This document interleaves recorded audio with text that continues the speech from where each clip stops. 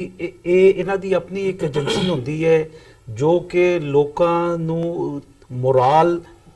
ਬਾਜ਼ ਵੇਲੇ ਚੁੱਕਦੀ ਵੀ ਤੇ ਬਾਜ਼ ਵੇਲੇ ਡੀਮੋਰਲਾਈਜ਼ ਵੀ ਕਰਦੀ ਆ। ਹੁਣ ਜਿਹੜਾ ਇਹ ਟਾਈਮ ਮੈਗਜ਼ੀਨ ਦਾ ਜਿਹੜਾ ਫਰੰਟ ਪੇਜ ਹੈ,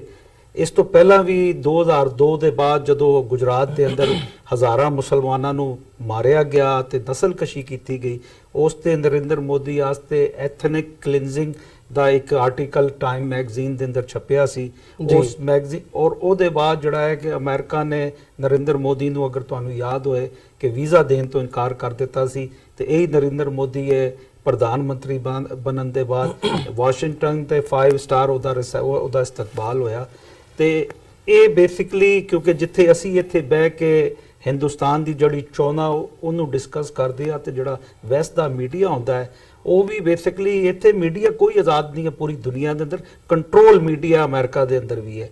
ਤੇ ਇਹ ਲੋਕ ਵੀ ਜਿਹੜਾ ਉੱਥੇ ਹੁਣ ਮੋਦੀ ਵੇਵ ਜਿਹੜੀ 2014 ਦੇ ਅੰਦਰ ਆਈ ਸੀ, ਇਹਨਾਂ ਨੂੰ ਵੀ ਪਤਾ ਹੈ ਕਿ ਹੁਣ ਮੋਦੀ ਵੇਵ ਉੱਥੇ ਨਹੀਂ ਆ। ਹੁਣ ਤੇ ਉਹ ਵਿਚਾਰਾ ਉਹਨਾਂ ਦੇ ਜਿੰਨੇ ਵੀ ਯਾਨੀ ਉੱਥੇ ਲੋਕ ਸਭਾ ਦੇ ਇਲੈਕਸ਼ਨ ਲੜ ਲਏ ਆ, ਉਹ ਆਪਣੇ ਨਾਂ ਦੇ ਅੱਗੇ ਚੌਕੀਦਾਰੀ ਉਹਨਾਂ ਨੇ ਸ਼ੁਰੂ ਕਰ ਦਿੱਤੀ ਹੈ। ਹੁਣ ਤੇ ਸਿਮਰਤ ਇਰਾਨੀ ਚੌਕੀਦਾਰ,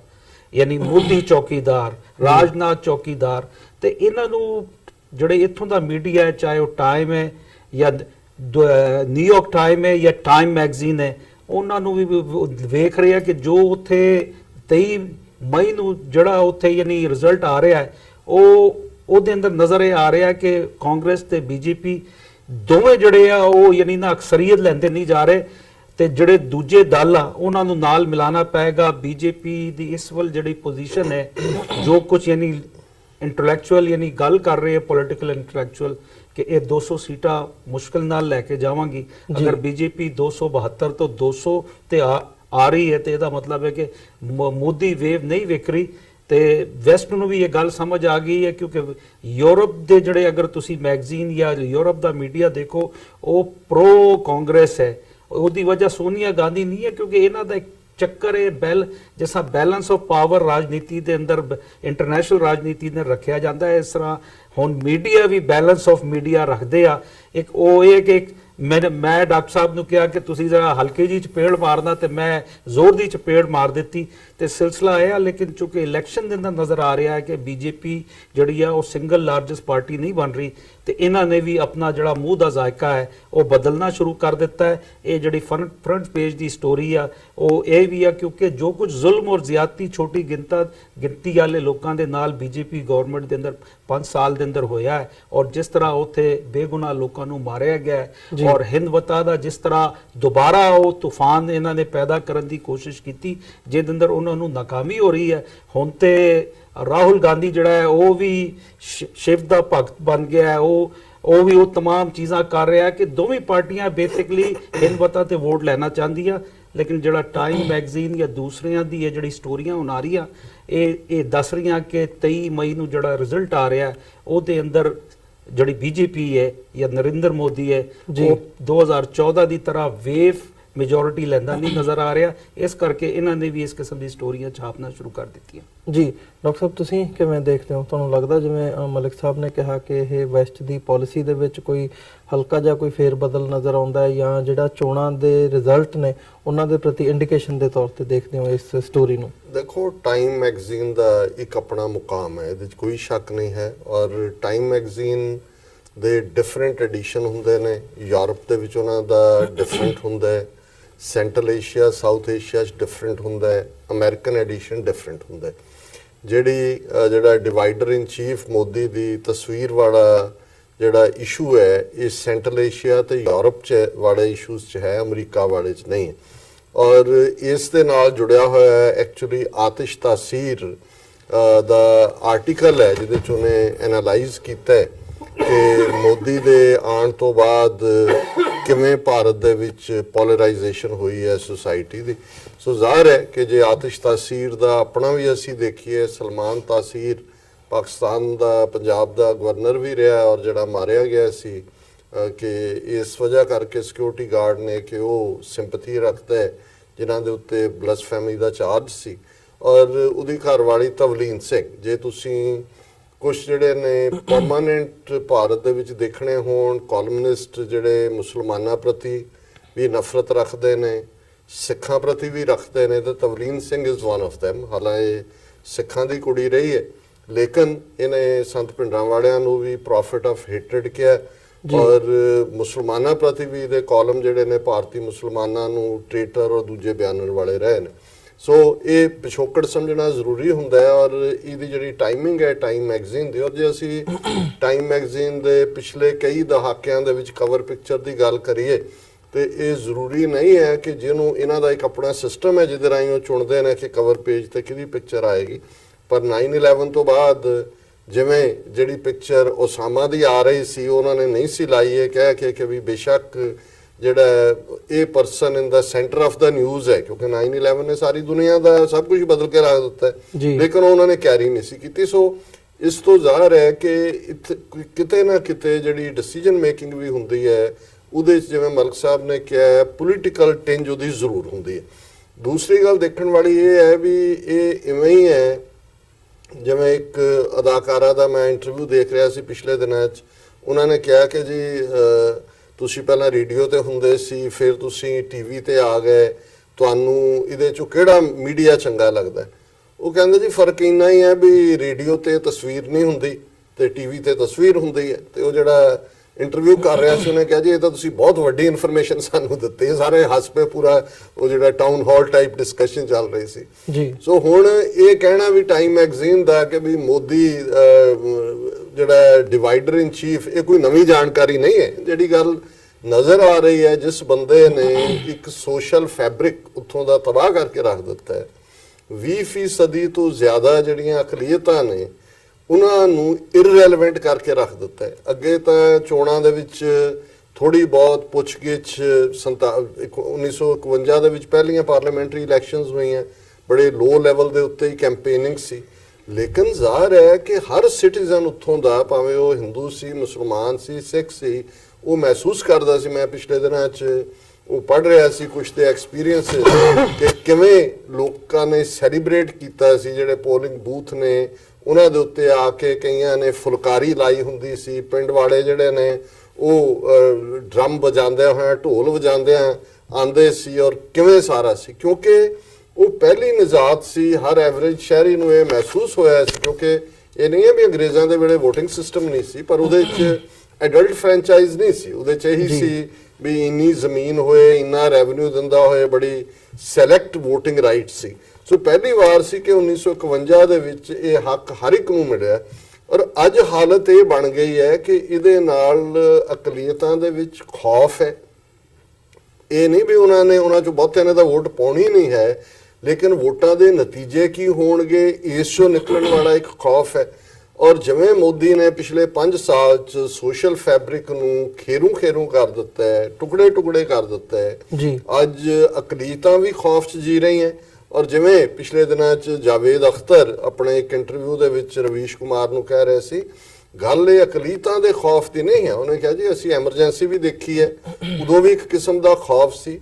ਅੱਜ ਹਰ ਕੋਈ ਇਸ ਖੌਫ 'ਚ ਹੈ ਜਿਹੜਾ ਮੋਦੀ ਦੇ ਨਾਲ ਐਗਰੀ ਨਹੀਂ ਕਰਦਾ। ਉਹ ਬਈ ਇਹਨੇ ਤਾਂ ਪਾਰਟੀ ਵੀ ਖਤਮ ਕਰ, ਇਹ ਨਹੀਂ ਵੀ ਉਹਨੇ ਸੋਸ਼ਲ ਫੈਬਰਿਕ ਖਤਮ ਕੀਤਾ। ਹੁਣ ਬੀਜੇਪੀ ਦੇ ਵਿੱਚ ਇੱਕ ਸਟੇਜ ਦੇ ਉੱਤੇ ਵੱਡੇ ਸਟਾਲਵਾਰਡ ਸੀ, ਉਹਨਾਂ ਦੀ ਇੱਕ ਕੁਰਬਾਨੀ ਸੀ, ਜਿਹੜੇ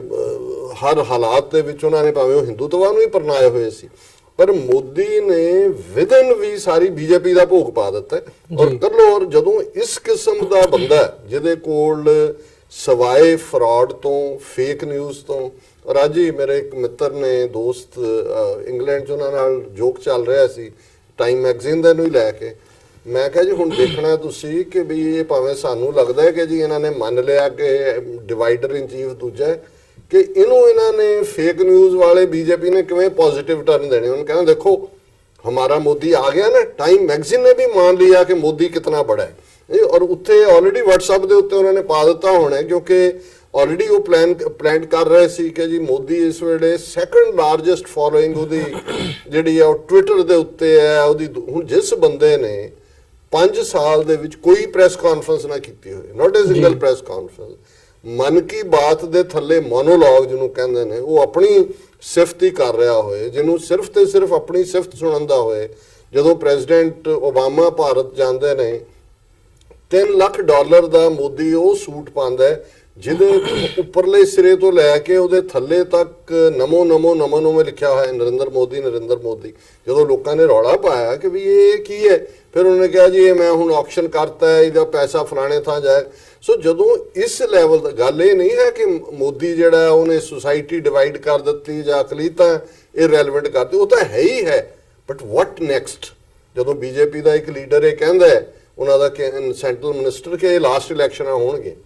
ਸੋ ਜ਼ਾਹਰ ਹੈ ਵੀ ਕਿਸ ਪਾਸੇ ਵੱਲ ਜਾ ਰਿਹਾ। ਸੋ ਮੇਰਾ ਖਿਆਲ ਹੈ ਵੀ ਵੈਸਟ ਵਾਲਿਆਂ ਨੇ ਇਨ ਜਨਰਲ, ਅਮਰੀਕਨਾਂ ਨੇ ਇਨ ਪਾਰਟਿਕੂਲਰ, ਜਿਨ੍ਹਾਂ ਨੇ ਹਾਲਾਂ ਖੁਦ ਹੀ 12 ਸਾਲ ਮੋਦੀ ਦਾ ਵੀਜ਼ਾ ਰੋਕਿਆ ਹੋਇਆ ਸੀ, 2002 ਚ ਉਹਨੇ ਹਜ਼ਾਰਾਂ ਮੁਸਲਮਾਨਾਂ ਦੀ ਨਸਲਕੁਸ਼ੀ ਕੀਤੀ, 2014 ਚ ਉਹਨੂੰ ਪ੍ਰਾਈਮ ਮਿਨਿਸਟਰ ਬਣਨ ਤੋਂ ਬਾਅਦ ਜਿਹੜਾ ਉਹ ਉਹਨਾਂ ਨੇ ਰੈੱਡ ਕਾਰਪੇਟ ਉਹਦੇ ਲਈ ਵਿਛਾ ਦਿੱਤਾ 4 ਚੁਫੇਰੇ ਜੀ। ਇਹਨਾਂ ਨੂੰ ਵੀ ਇਹ ਲੱਗਣਾ ਸ਼ੁਰੂ ਹੋ ਗਿਆ ਵੀ ਜਿਸ ਡਾਇਰੈਕਸ਼ਨ 'ਚ ਗੱਲ ਜਾ ਰਹੀ ਹੈ, ਇਹ ਉਹੀ ਡਾਇਰੈਕਸ਼ਨ ਹੈ ਜਿਹੜੀ 1930 ਚ ਨਾਜ਼ੀਆਂ ਦੀ ਸੀ। ਔਰ ਮੈਂ ਇਹਦੇ 'ਚ ਇੱਕ ਮੈਂਸ਼ਨ ਕਰਦੇ ਹਾਂ ਕਿ ਬੀਤੇ ਬੁੱਧਵਾਰ ਅਮਰੀਕਾ ਦੇ ਜਿਹੜਾ ਸਟੇਟ ਡਿਪਾਰਟਮੈਂਟ ਦਾ ਰਿਲੀਜੀਅਸ ਡਿਪਾਰਟਮੈਂਟ ਹੈ, ਉਹਨਾਂ ਨੇ ਇੱਕ ਸਿੱਖ ਡੈਲੀਗੇਸ਼ਨ ਨੂੰ ਮਿਲਣ ਦਾ ਮੌਕਾ ਦਿੱਤਾ ਹੋਇਆ ਸੀ, ਔਰ ਉਹਦੇ 'ਚ ਮੈਂ ਤਾਂ ਨਹੀਂ ਜਾ ਸਕਿਆ ਕਿਉਂਕਿ ਮੈਂ ਟਰੈਵਲ ਕਰ ਰਿਹਾ ਸੀ। ਲੇਕਿਨ ਜਿਹੜਾ ਸਾਡਾ ਡੈਲੀਗੇਸ਼ਨ ਗਿਆ, ਉਹਨਾਂ ਨੇ ਮੈਨੂੰ ਇਹ ਬਰੀਫ ਕੀਤਾ ਕਿ ਵੀ ਇਹ ਇੰਨੇ ਫਿਕਰਮੰਦ ਨੇ ਇਨਸਾਈਡ ਸਟੇਟ ਡਿਪਾਰਟਮੈਂਟ ਜਾਂ ਦੂਜੇ, ਉਹ ਸਿੱਖ ਨੁਮਾਇੰਦਿਆਂ ਨੂੰ ਕਹਿ ਰਹੇ ਨੇ ਕਿ ਵੀ ਤੁਸੀਂ ਲੀਡ ਲਾਓ ਭਾਰਤ ਦੇ ਵਿੱਚ ਔਰ ਹਿਊਮਨ ਰਾਈਟਸ ਔਰ ਦੂਸਰੇ ਦੇ ਉੱਤੇ ਜਿਹੜਾ, ਕਿਉਂਕਿ ਉਹਨਾਂ ਨੇ ਦੇਖਿਆ ਵੀ ਮੁਸਲਮਾਨ ਡਰਾ ਲਿਆ, ਉਹਨਾਂ ਨੇ ਈਸਾਈ ਡਰੇ ਹੋਏ ਨੇ, ਉੱਥੋਂ ਤਾਂ ਹੁਣ ਰਿਪੋਰਟ ਤੱਕ ਭੇਜਣੀ ਜਿਹੜੀ ਹੈ ਉਹ ਇਹਨਾਂ ਨੂੰ ਲੱਗਦਾ ਹੈ ਕਿ ਵੀ ਇਹਨੂੰ ਇਹਨਾਂ ਨੇ ਖਾਤੇ 'ਚ ਪਾ ਦੇਣਾ ਹੈ ਕਿ ਜੀ ਬਾਹਰਲੀ ਮਨੀ ਲਾਂਡਰਿੰਗ ਤੇ ਇਹ ਉਹਨਾਂ ਨੂੰ ਪਤਾ ਹੈ ਵੀ ਸਿੱਖ ਫਿਰ ਵੀ ਕਿਤੇ ਨਾ ਕਿਤੇ ਖਲੋਣਗੇ ਜਾਂ ਖਲੋਤੇ ਹੋਏ ਨੇ। ਸੋ ਮੈਨੂੰ ਇਹ ਲੱਗਦਾ ਹੈ ਵੀ ਇਹ ਹੁਣ ਜਿੱਥੇ ਇੱਕ ਪਾਸੇ ਇਹ ਵੀ ਹੈ ਕਿ ਵੀ ਮੇਬੀ ਹੀ ਮੇ ਨਾਟ ਕਮ ਇਨਟੂ ਪਾਵਰ, ਪਰ ਮੈਨੂੰ ਇਹ ਲੱਗਦਾ ਹੈ ਵੀ ਭਾਵੇਂ ਉਹ ਇਹਦੇ 'ਚ ਕੋਈ ਸ਼ੱਕ ਨਹੀਂ ਕਿ ਬੀਜੇਪੀ ਦੀ ਲਾਰਜੈਸਟ ਪਾਰਟੀ ਬਣ ਕੇ ਉੱਭਰੇਗੀ ਔਰ ਇਸ ਸਾਰੇ 'ਚ ਜੋੜ ਤੋੜ ਕਰਕੇ ਛੋਟੀਆਂ ਪਾਰਟੀਆਂ ਨੂੰ ਡਰਾ ਧਮਕਾ ਕੇ ਖਰੀਦ ਕੇ ਜਿੰਨਾ ਪੈਸਾ ਇਸ ਵੇਲੇ ਬੀਜੇਪੀ ਕੋਲ ਹੈ, ਮੇਰਾ ਨਹੀਂ ਖਿਆਲ ਭਾਰਤ ਦੀ ਹਿਸਟਰੀ 'ਚ ਕਦੇ ਵੀ ਇੰਨਾ ਪੈਸਾ ਕਿਸੇ ਪੋਲੀਟੀਕਲ ਪਾਰਟੀ ਕੋਲ ਆਇਆ ਔਰ ਉਹਨੇ ਇੰਨਾ ਖੁੱਲ੍ਹ ਕੇ ਉਸ ਦਾ ਇਸਤੇਮਾਲ ਕੀਤਾ। ਇਸ ਵੇਲੇ 10-10 ਕਰੋੜ ਰੁਪਏ 'ਚ ਇੱਕ ਆਮ ਆਦਮੀ ਪਾਰਟੀ ਦਾ ਐਮਐਲਏ ਖਰੀਦਿਆ ਗਿਆ, ਦਿੱਲੀ 'ਚ ਵੀ ਉਹਨਾਂ ਨੇ ਜੁਆਇਨ ਕਰਵਾਈ ਬੀਜੇਪੀ। ਇਹੀ ਟ੍ਰੈਂਡ ਦੂਜੇ ਪਾਸੇ ਚੱਲ ਰਿਹਾ ਹੈ। ਲੱਦਾਖ ਦੇ ਵਿੱਚ ਤਾਂ ਇਹ ਗੱਲ ਸਾਹਮਣੇ ਆ ਗਈ ਵੀ ਪ੍ਰੈਸ ਕਾਨਫਰੰਸ ਦੇ ਵਿੱਚ ਉਹਨਾਂ ਦਾ ਪ੍ਰੈਜ਼ੀਡੈਂਟ ਜਿਹੜਾ ਉਹ ਜਰਨਲਿਸਟਾਂ ਨੂੰ ਖੁੱਲ੍ਹੇ ਤੌਰ ਤੇ ਜਿਹੜਾ ਉਹ ਪੈਸੇ ਵੰਡ ਰਿਹਾ, ਪ੍ਰੈਸ ਕਾਨਫਰੰਸ 'ਚ ਦੀ ਵੀਡੀਓ ਸਾਹਮਣੇ ਆਈ ਹੈ। ਸੋ ਕੁੱਲ ਮਿਲਾ ਕੇ ਮੈਂ ਸਮਝਦਾ ਵੀ ਇਹ ਵੈਸਟ ਵਾਲਿਆਂ ਦੀਆਂ ਤਾਂ ਇੱਕ ਆਪਣਾ ਇਹਨਾਂ ਦਾ ਕਾਰੋਬਾਰੀ ਇੰਟਰਸਟ ਵੀ ਹੈ, ਪਰ ਮੈਨੂੰ ਲੱਗਦਾ ਵੀ ਇਹਨਾਂ ਨੂੰ ਇਹ ਇੰਡੀਕੇਸ਼ਨ ਹੁਣ ਪਹਿਲੀ ਸਟੇਜ ਤੇ ਤਾਂ ਮੋਦੀ ਸੂਟ ਕਰਦਾ ਸੀ ਕਿਉਂਕਿ ਜਿਹੜਾ ਇਹਨਾਂ ਦਾ ਏਜੰਡਾ ਹੈ ਇਸਲਾਮੋਫੋਬੀਆ, ਐਂਟਾਈ ਇਸਲਾਮ, ਉਹਦੇ 'ਚ ਫਿੱਟ ਬਹਿੰਦਾ ਸੀ, ਇਜ਼ਰਾਈਲ ਨੂੰ ਵੀ ਫਿੱਟ ਬਹਿੰਦਾ ਸੀ, ਅਮਰੀਕਾ ਨੂੰ ਵੀ ਲੱਗਦਾ ਸੀ ਵੀ ਚਾਈਨਾ ਦੇ ਅਗੇਂਸਟ ਕਾਊਂਟਰ ਵੇਟ ਰੱਖੋ। ਪਰ ਹੁਣ ਇਹਨਾਂ ਨੂੰ ਇਹ ਲੱਗਦਾ ਹੈ ਕਿ ਵੀ ਇਹ ਜਿਹੜੀ ਗੱਲ ਹੈ ਹੱਥੋਂ ਬਾਹਰ ਜਾ ਰਹੀ ਹੈ ਔਰ ਇਨ ਦਾ ਮੀਨ ਟਾਈਮ ਉਹਨਾਂ ਨੇ ਹੁਣ ਇਸ ਕਿਸਮ ਦੀਆਂ ਇੰਡੀਕੇਸ਼ਨਸ ਵੀ ਦੇਣੀਆਂ ਸ਼ੁਰੂ ਕੀਤੀਆਂ ਜਿਹੜੀਆਂ ਕਿ ਟਾਈਮ ਮੈਗਜ਼ੀਨ ਦੇ ਇਸ ਕਵਰ ਪਿਕਚਰ 'ਚੋਂ ਸਾਹਮਣੇ ਆਉਂਦੀ ਹੈ। ਜੀ ਮਲਿਕ ਸਾਹਿਬ, ਜਿਵੇਂ ਡਾਕਟਰ ਸਾਹਿਬ ਨੇ ਵੀ ਮੈਂਸ਼ਨ ਕੀਤਾ, ਤੁਹਾਡਾ ਵੀ ਇਹ ਹੈ, ਤੁਹਾਨੂੰ ਲੱਗਦਾ ਵੀ ਆਉਣ ਵਾਲੇ ਸਮੇਂ ਦੇ ਵਿੱਚ ਖਾਸ ਤੌਰ ਤੇ ਘੱਟ ਗਿਣਤੀਆਂ ਦੇ ਹਵਾਲੇ ਨਾਲ ਜਿਹੜੀ ਸਿਚੁਏਸ਼ਨ ਹੈ ਭਾਰਤ ਦੇ ਵਿੱਚ ਬਣਦੀ ਜਾ ਰਹੀ ਹੈ, ਇਲੈਕਸ਼ਨਸ ਦੇ ਵਿੱਚ ਜੇ ਮੋਦੀ ਸਰਕਾਰ ਹੋਂਦ ਦੇ ਵਿੱਚ ਵਾਪਸ ਆਉਂਦੀ ਹੈ, ਵਾਪਸ ਪਾਵਰ ਦੇ ਵਿੱਚ ਆਉਂਦੀ ਹੈ, ਤਾਂ ਜਿਹੜੀ ਵੈਸਟ ਦੀ ਭਾਵੇਂ ਉਹ ਅਮਰੀਕਾ ਹੋਵੇ, ਯੂਰਪ ਦੀਆਂ ਪਾਵਰਸ ਹੋਣ, ਇਹਨਾਂ ਦੀ ਜਿਹੜੀ ਨੀਤੀ ਹੈ ਭਾਰਤ ਦੇ ਪ੍ਰਤੀ ਉਹਦੇ ਵਿੱਚ ਕੋਈ ਚੇਂਜ ਆ ਸਕਦੀ ਹੈ? ਦੇਖੋ, ਜਿਸ ਤਰ੍ਹਾਂ ਡਾਕਟਰ ਸਾਹਿਬ ਨੇ ਫਰਮਾਇਆ ਕਿ ਅਗਰ ਅਸੀਂ ਅਮਰੀਕਾ ਦੀ ਗੱਲ ਕਰੀਏ ਤਾਂ ਅਮਰੀਕਾ ਦੇ ਜਿਹੜੇ ਫੋਰਨ ਪਾਲਿਸੀ ਮੇਕਰ ਆ ਉਹਨਾਂ ਵਾਸਤੇ ਨਰਿੰਦਰ ਮੋਦੀ ਇੱਕ ਆਈਡੀਅਲ ਬੰਦਾ ਹੈ। ਅੱਜ ਦੀ ਜਿਹੜੀ ਪੋਲਰਾਈਜੇਸ਼ਨ ਸਿਚੁਏਸ਼ਨ ਹੈ ਖਾਸ ਤੌਰ ਤੇ ਇੰਟਰਨੈਸ਼ਨਲ ਵਰਲਡ ਦੇ ਅੰਦਰ, ਔਰ ਜਿਸ ਤਰ੍ਹਾਂ ਅਗਰ ਅੱਜ ਹੀ ਦੇਖੋ ਤੇ ਜਿਹੜਾ $200 ਬਿਲੀਅਨ ਦਾ ਟੈਰਿਫ ਯਾਨੀ ਮਜ਼ੀਦ ਇੰਪੋਜ਼ ਕੀਤਾ ਹੈ ਅਮਰੀਕਾ ਨੇ ਚਾਈਨਾ ਤੇ ਉਹ ਨਜ਼ਰ ਆ ਰਿਹਾ ਕਿ ਉਹਨਾਂ ਵਾਸਤੇ ਉਸ ਖਿੱਤੇ ਦੇ ਅੰਦਰ ਖਾਸ ਤੌਰ ਤੇ ਸਾਊਥ ਏਸ਼ੀਆ ਦੇ ਅੰਦਰ ਚਾਈਨਾ ਨੂੰ ਚੜਾ ਕੇ ਇੱਕ, ਮੈਂ ਹਮੇਸ਼ਾ ਕਹਿੰਦਾ ਕਿ ਗ੍ਰੇਟ ਇਕਨੋਮਿਕ ਪਾਵਰ ਬਣਨ ਜਾ ਰਿਹਾ ਹੈ। ਅਮਰੀਕਾ ਨਹੀਂ ਚਾਹੁੰਦਾ ਕਿ ਚਾਈਨਾ ਜਿਹੜਾ ਹੈ ਉਹ ਇਸ ਤਰ੍ਹਾਂ ਯਾਨੀ ਉੱਭਰ ਕੇ ਸਾਹਮਣੇ ਆਏ, ਤੇ ਉਹ ਇੰਡੀਆ ਨੂੰ ਇਸੇ ਕਰਕੇ ਨਰਿੰਦਰ ਮੋਦੀ ਦੀ ਗਵਰਨਮੈਂਟ ਨੇ ਜੋ 5 ਸਾਲ ਉੱਥੇ ਕੀਤਾ, ਜੋ ਜ਼ਿਆਦਤੀਆਂ ਕੀਤੀਆਂ, ਘੱਟ ਗਿਣਤੀ ਦੇ ਬੰਦਿਆਂ ਨਾਲ ਜੋ ਧੱਕਾ ਕੀਤਾ, ਉਹਦੀ ਇਹਨਾਂ ਨੇ ਚੁੱਪ ਦਾ ਰੋਜ਼ਾ ਰੱਖਿਆ ਹੋਇਆ ਸੀ ਤੇ ਇਹਨਾਂ ਵਾਸਤੇ ਉਹ ਆਈਡੀਅਲ ਸੀ। ਲੇਕਿਨ ਜੋ ਯੂਰਪ ਦੀ ਪੋਲਿਟਿਕਸ ਹੈ ਔਰ ਖਾਸ ਤੌਰ ਤੇ ਜਦੋਂ ਦਾ ਯੂਰੋ ਜ਼ੋਨ ਇੱਕ ਹੋਇਆ ਹੈ, ਉੱਥੇ ਜਿਹੜੇ ਆ ਫੈਸਲੇ ਕਲੈਕਟਿਵ ਬਾਜ਼ ਔਕਾਤ ਕੀਤੇ ਜਾਂਦੇ ਆ। ਹਾਲਾਂਕਿ ਇੰਗਲੈਂਡ ਜਿਹੜਾ ਹੈ ਉਹ ਫਿਰ ਵੀ ਦੂਜੇ ਮੁਲਕਾਂ ਤੋਂ ਯਾਨੀ ਆਪਣੀ ਅਲੱਗ ਸੋਚ ਲੈ ਕੇ ਚੱਲਦਾ ਹੈ ਤੇ ਉਹਨਾਂ ਦੀ ਉਹ ਦੇਖਦੇ ਆ ਆਖਰ ਵਕਤ ਤੱਕ ਦੇਖਦੇ ਆ ਕਿ ਕਿਹੜਾ ਘੋੜਾ ਜਿਹੜਾ ਹੈ ਉਹ ਪਹਿਲੇ ਨੰਬਰ ਤੇ ਆ ਸਕਦਾ ਹੈ ਤੇ ਦੂਸਰੇ ਨੰਬਰ ਤੇ ਉਹ ਦੋਵਾਂ ਦੇ ਯਾਨੀ ਮਾਲ ਲਾਉਂਦੇ ਆ ਡਰਬੀ ਦੇ ਅੰਦਰ। ਤੇ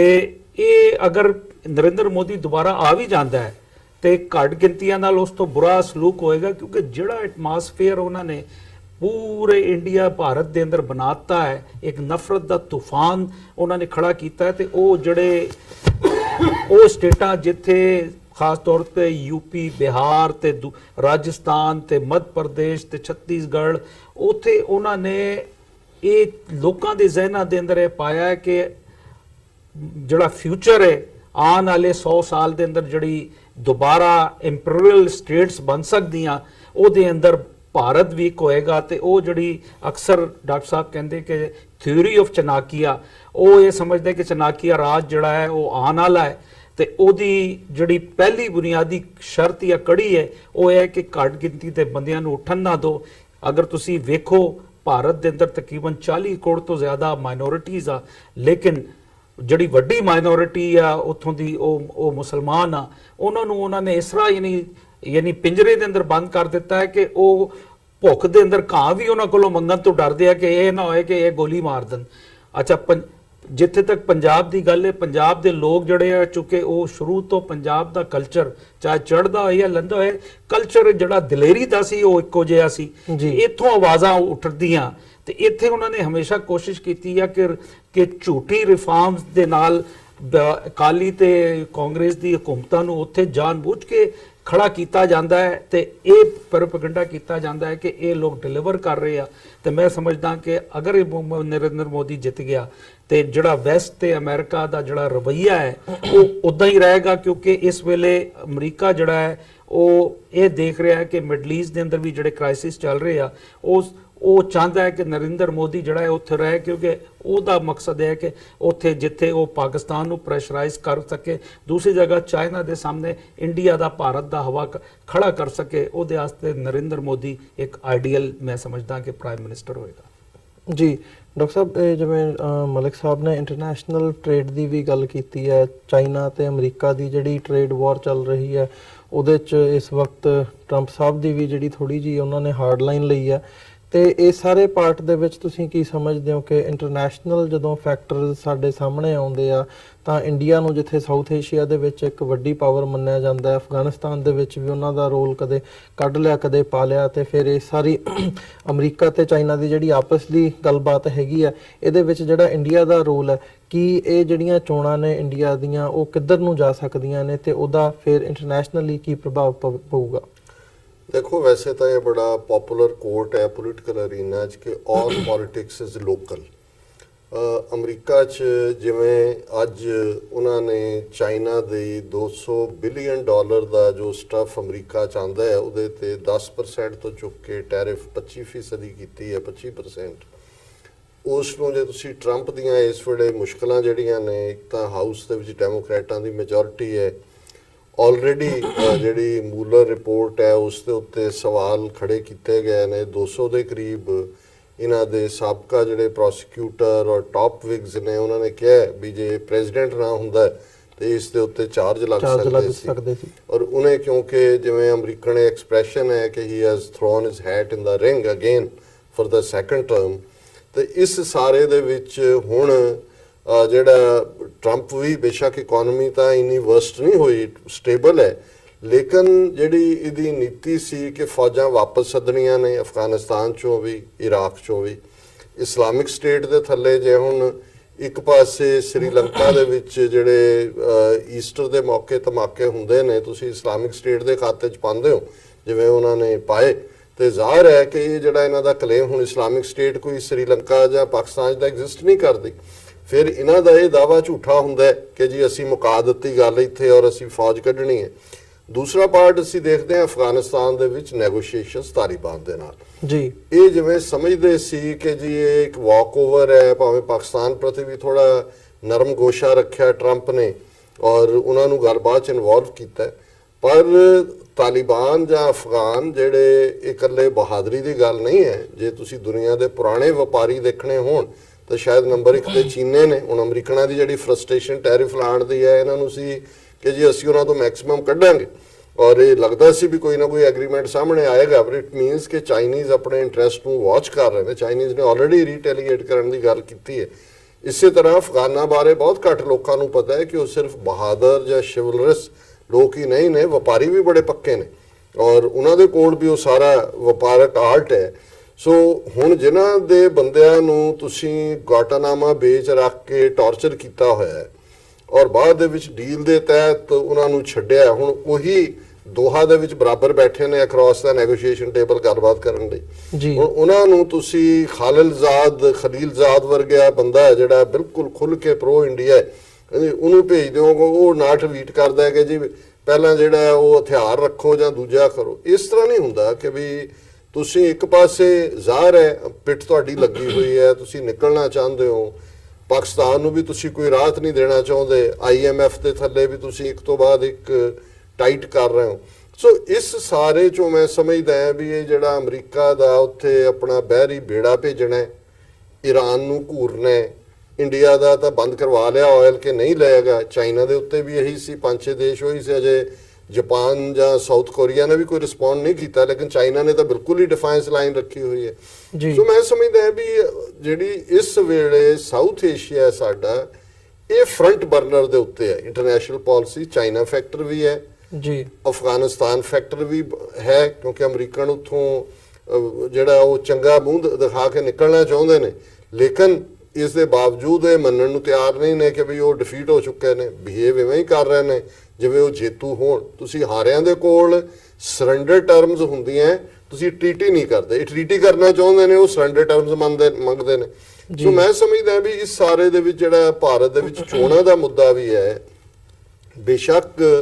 ਭਾਰਤ ਨੇ ਬਾਲਾਕੋਟ ਦੀ ਉਸ ਫੇਕ ਘਟਨਾ ਨੂੰ ਇਸਤੇਮਾਲ ਕੀਤਾ, ਉਹ ਪਹਿਲੇ 2-3 ਫੇਜ਼ 'ਚ ਥੋੜਾ ਬਹੁਤ ਵਿਕਿਆ ਵੀ, ਪਰ ਜਿਉਂ-ਜਿਉਂ ਐਕਸਪੋਜ਼ ਹੋਣਾ ਸ਼ੁਰੂ ਹੋਇਆ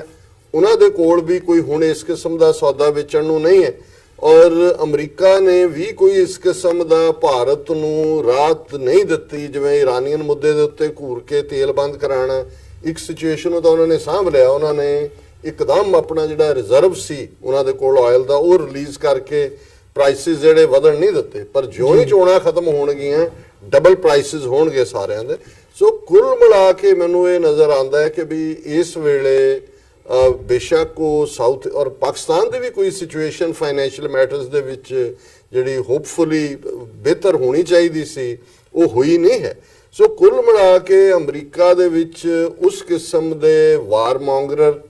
ਉਹ ਸੈਕਟਰੀ ਆਫ ਡਿਫੈਂਸ ਹੋਏ ਜਾਂ ਅਦਰਵਾਈਜ਼ ਇਹਨਾਂ ਦੇ ਹੋਣ, ਉਹਨਾਂ ਦੀ ਨੀਤੀ ਜ਼ਿਆਦਾ ਹਾਵੀ ਹੋ ਰਹੀ ਹੈ ਜੀ। ਟਰੰਪ ਬਿਲਕੁਲ ਅਣਜਾਣ ਹੈ ਬਹੁਤ ਸਾਰੇ ਮਾਮਲਿਆਂ 'ਚ, ਕਿਉਂਕਿ ਉਹ ਤਾਂ ਕਦੇ ਅਮਰੀਕਾ ਦੇ ਕਿਸੇ ਪਿੰਡ ਦਾ ਸਰਪੰਚ ਵੀ ਨਹੀਂ ਸੀ ਬਣਿਆ। ਹੁਣ ਮੋਦੀ ਨੇ ਇੱਕ ਹਾਈਪ ਕ੍ਰੀਏਟ ਕਰਵਾ ਕੇ ਉੱਪਰ ਆ ਕੇ ਬਹਿ ਗਿਆ, ਫੋਰਨ ਪਾਲਿਸੀ ਟੋਟਲ ਡਿਜ਼ਾਸਟਰ ਹੈ ਉਹਨਾਂ ਨੂੰ, ਆਪਣੇ ਗਵਾਂਢ ਦੇ ਵਿੱਚ ਵੀ ਜੋ ਉਹਨਾਂ ਦਾ ਹਸ਼ਰ ਹੋ ਰਿਹਾ। ਸੋ ਕੁੱਲ ਮਿਲਾ ਕੇ ਮੈਂ ਇਹਨੂੰ ਇੱਕ ਦੁਖਾਂਤ ਹੀ ਕਹਾਂਗਾ ਸਾਡੇ ਖਿੱਤੇ ਲਈ ਵੀ, ਕਿ ਉੱਥੇ ਇਹ ਮਿਜਟ ਬੌਣੇ ਕਿਸਮ ਦੇ ਲੋਕ, ਉਹ ਮੋਦੀ ਹੋਏ ਜਾਂ ਇਸ ਨਸਲ ਦੇ, ਅਮਰੀਕਾ ਦੇ ਹਵਾਲੇ ਨਾਲ ਵੀ ਡੋਨਲਡ ਟਰੰਪ ਦੀਆਂ ਨੀਤੀਆਂ ਨੇ ਕੋਈ ਅਮਰੀਕਾ ਨੂੰ ਜਿਹੜਾ ਇੱਕ ਯੂਨੀਕ ਸੁਪਰ ਪਾਵਰ ਸਟੇਟਸ ਸੀ ਉਸ ਦੇ ਜਿਹੜੀ ਹੈ ਵਡਿੱਤਣ ਦੇ ਵਿੱਚ ਵਾਧਾ ਨਹੀਂ ਕੀਤਾ, ਰਾਦਰ ਸਟੈਪ ਡਾਊਨ ਕਰਵਾਇਆ। ਸੋ ਇਹਨਾਂ ਸਾਰੇ ਹਾਲਾਤਾਂ ਦੇ ਵਿੱਚ ਮੇਰਾ ਖਿਆਲ ਹੈ ਵੀ ਭਾਰਤ ਦਾ ਕੰਟੈਕਸਟ ਤਾਂ 26-27 ਮਈ ਤੋਂ ਬਾਅਦ ਕਲੀਅਰ ਹੋ ਜਾਏਗਾ, ਔਰ ਅਮਰੀਕਾ 'ਚ ਵੀ ਜਿਹੜਾ ਟਰੰਪ ਦੀ ਨੀਤੀ ਹੈ ਇਹ ਜੇ US ਕਾਂਗਰਸ ਜਿਵੇਂ ਐਗਰੈਸਿਵ ਹੋ ਕੇ ਕੁਝ ਮੁੱਦਿਆਂ ਤੇ ਹੱਥ ਪਾਉਣਾ ਚਾਹੁੰਦੀ ਹੈ, ਇਹ ਉਧਰ ਗੱਲ ਟ੍ਰਿਗਰ ਵੀ ਕਰ ਸਕਦੀ, ਕਿਉਂਕਿ ਇਹ ਗੱਲ ਦਾ ਧਿਆਨ ਰਹੇ ਕਿ ਪੈਟਰੀਓਟਿਜ਼ਮ ਇਜ਼ ਦਾ ਲਾਸਟ ਰੈਫਿਊਜ ਆਫ ਦਾ ਸਕਾਉਂਡਰਲਸ। ਜੇ ਮੋਦੀ ਨੇ ਦੇਸ਼ ਭਗਤੀ ਤੇ ਪੈਟਰੀਓਟਿਜ਼ਮ ਔਰ ਦੂਜੇ ਨੂੰ ਵਰਤਿਆ ਅਖੀਰ ਤੇ ਆ ਕੇ ਵੋਟਾਂ ਲੈਣ ਲਈ, ਕਿਉਂਕਿ ਬਾਕੀ ਸਾਰੇ ਇਕਨੋਮਿਕਲ ਨੌਕਰੀਆਂ ਦੇਣਾ ਸਭ ਮੁੱਦਿਆਂ ਤੇ ਫੇਲ ਹੋਇਆ, ਤੇ ਫਿਰ ਇਹੀ ਟਰੰਪ ਵੀ ਆਪਣੀ ਸੈਕੰਡ ਟਰਮ ਕੱਢਣ ਦੇ ਲਈ ਇਸ ਕਿਸਮ ਦੀ ਕੋਈ ਦਿਲਵਦੀ ਈਰਾਨ ਦੇ ਹਵਾਲੇ ਨਾਲ ਜਾਂ even to some extent China ਦੇ ਹਵਾਲੇ ਨਾਲ ਵੀ ਜਿਹੜਾ ਉਹ ਕਰ ਸਕਦੇ। ਜੀ ਮਲਿਕ ਸਾਹਿਬ, ਜੇ ਇਹ ਸਾਰੇ ਕੰਟੈਕਸਟ ਦੇ ਵਿੱਚ ਅਸੀਂ ਗੱਲਬਾਤ ਕਰ ਰਹੇ ਹਾਂ, ਖਾਸ ਤੌਰ ਤੇ ਜਿਵੇਂ ਸਾਊਥ ਏਸ਼ੀਆ ਦੀ ਗੱਲ ਹੋ ਰਹੀ ਹੈ, ਇੰਡੀਅਨ ਕੰਟੈਕਸਟ ਦੇ ਵਿੱਚ ਜਿਹੜੀਆਂ ਚੋਣਾਂ ਹੋਣ ਜਾ ਰਹੀਆਂ ਨੇ, ਹੋ ਰਹੀਆਂ ਨੇ, ਕਈ ਪੜਾਅ ਦੇ ਲੰਘ ਚੁੱਕੇ ਆ, ਪੰਜਾਬ ਦੇ ਵਿੱਚ ਵੀ 19 ਮਈ ਨੂੰ ਚੋਣਾਂ ਪੈਣੀਆਂ ਨੇ, ਤੇ ਇਹ ਬੜੀਆਂ ਇੰਪੋਰਟੈਂਟ ਨੇ ਕਿ ਇਹਨਾਂ ਚੋਣਾਂ ਦੇ ਵਿੱਚ ਜਿਹੜੇ ਰਿਜ਼ਲਟਸ ਆਉਂਦੇ ਆ ਉਹਦੇ ਰਿਜ਼ਲਟ ਕੀ ਹੋਣਗੇ, ਉਹਦੇ ਤੇ ਕਾਫੀ ਸਾਰਾ ਜਿਹੜਾ ਦਾਰੋਮਦਾਰ ਹੈ ਉਹ ਡਿਪੈਂਡ ਕਰਦਾ ਹੈ ਕਿ ਆਉਣ ਵਾਲੇ ਸਮੇਂ ਦੇ ਵਿੱਚ ਜਿਹੜੀਆਂ ਇਹ ਪਾਲਿਸੀਜ਼ ਨੇ ਕਿੱਧਰ ਨੂੰ ਸ਼ਿਫਟ ਕਰਨਗੀਆਂ। ਖਾਸ ਤੌਰ ਤੇ ਜੇ ਘੱਟ ਗਿਣਤੀਆਂ ਦੇ ਹਵਾਲੇ ਨਾਲ ਦੇਖਣਾ ਹੋਵੇ ਤਾਂ ਇਹਨਾਂ ਚੋਣਾਂ ਨੂੰ ਤੁਸੀਂ ਕਿਵੇਂ ਐਨਾਲਾਈਜ਼ ਕਰਦੇ ਹੋ? ਇਹ ਜਿਹੜੇ ਸਾਰੇ ਸਮੀਕਰਨ ਇਸ ਵਕਤ ਗਰਾਊਂਡ ਰਿਐਲਿਟੀਜ਼ ਬਦਲ ਰਹੀਆਂ ਨੇ ਭਾਰਤ ਦੇ ਵਿੱਚ, ਕਿਵੇਂ ਦੇਖਦੇ ਹੋ? ਕੀ ਐਕਸਪੈਕਟੇਸ਼ਨਸ ਨੇ ਤੁਹਾਡੀਆਂ? ਦੇਖੋ, ਇਹ ਜਿਹੜੀ ਦੋਵੇਂ ਵੱਡੀ ਜਮਾਤਾਂ ਬੀਜੇਪੀ ਜਾਂ ਕਾਂਗਰਸ, ਇਹ ਇੱਕ ਸਿੱਕੇ ਦੇ ਦੋ ਰੱਖਾ ਛੋਟੀ ਗਿਣਤੀਆਂ ਵਾਸਤੇ ਜੀ। ਇਹਨਾਂ ਦੇ ਚਾਹੇ ਉਹ ਕਾਂਗਰਸ ਆਏ, ਅੱਛਾ ਕਾਂਗਰਸ ਜਿਹੜੀ ਆ ਉਹ ਪਹਿਲੇ ਖਾਸ ਤੌਰ ਤੇ ਮੁਸਲਮਾਨਾਂ ਵਾਸਤੇ ਥੋੜੀ ਜੀ ਹਮਦਰਦੀ ਦੀ ਵੇਵ ਲੈ ਰਹੀ ਸੀ। ਜਦੋਂ ਦੇਖਿਆ ਕਿ ਬੀਜੇਪੀ ਦੀ ਤੋਪਾਂ ਦਾ ਰੁਖ ਜਿਹੜਾ ਹੈ ਉਹ ਹਿੰਦਵਤਾ ਦੀ ਤਰਫ ਚਲਾ ਗਿਆ ਤੇ ਉਹਨਾਂ ਨੇ ਵੀ ਉਹ ਫਿਰ ਨਾ ਆਪਣਾ ਰੁਖ ਬਦਲ ਲਿਆ। ਅੱਛਾ, ਹੁਣ ਚੂੰਕਿ ਕੀ ਬੈਟਲ ਸਟੇਟ ਜਿਸ ਤਰ੍ਹਾਂ ਅਮਰੀਕਾ ਦੇ ਅੰਦਰ ਕੀ ਬੈਟਲ ਸਟੇਟ ਜਿਹੜੀਆਂ ਜਿਹਨੂੰ ਸਵਿੰਗ ਸਟੇਟਸ ਕਹਿੰਦੇ ਆ, ਉਹ ਪਹਿਲੀ ਵਾਰੀ ਇਹ ਜਿਹੜੇ 2016 ਦੇ ਇਲੈਕਸ਼ਨ ਸੀ ਉਹਦੇ ਅੰਦਰ ਟਰੰਪ ਦੇ ਹੱਕ ਦੇ ਅੰਦਰ ਅਚਾਨਕ ਉਹ ਸਟੇਟਾਂ ਹੋ ਗਈਆਂ ਜਿਹੜੀਆਂ 3 ਦਿਨ ਪਹਿਲੇ ਤੱਕ ਹਿਲਰੀ ਕਲਿੰਟਨ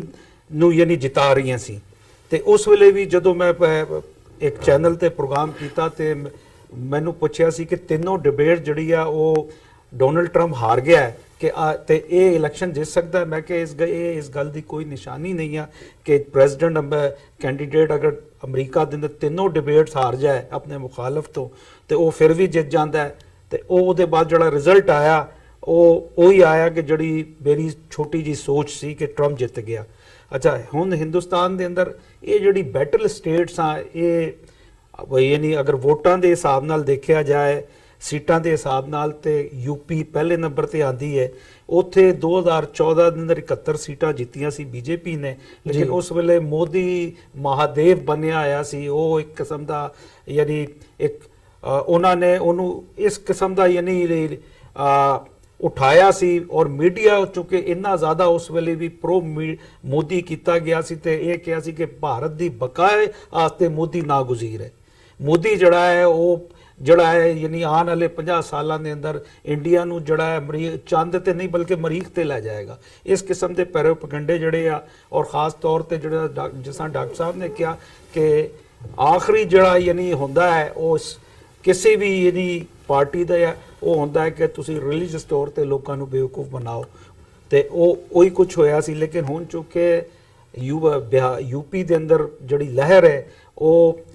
ਸਪਾ ਭਾਜਪਾ ਦੇ ਸਪਾ ਤੇ ਬਹੁਜਨ ਸਮਾਜ ਪਾਰਟੀ ਤੇ ਸਮਾਜਵਾਦੀ ਪਾਰਟੀ ਦੇ ਹੱਕ ਦੇ ਅੰਦਰ ਹੈ। ਕੋਈ 50 ਸੀਟਾਂ ਤੇ ਉਹ ਅੱਗੇ ਚੱਲ ਰਹੇ ਆ, ਜੋ ਕੁਝ ਨਹੀਂ ਨਜ਼ਰ ਆ ਰਿਹਾ ਹੈ। ਫਿਰ ਬਿਹਾਰ ਦੇ ਅੰਦਰ ਉਹ 2014 ਦੀ ਤਰ੍ਹਾਂ ਨਹੀਂ ਆ, ਬੀਜੇਪੀ ਅਲਾਇੰਸ ਜਿੱਤ ਰਿਹਾ ਹੈ ਨਿਤੀਸ਼ ਕੁਮਾਰ ਦੇ ਨਾਲ, ਲੇਕਿਨ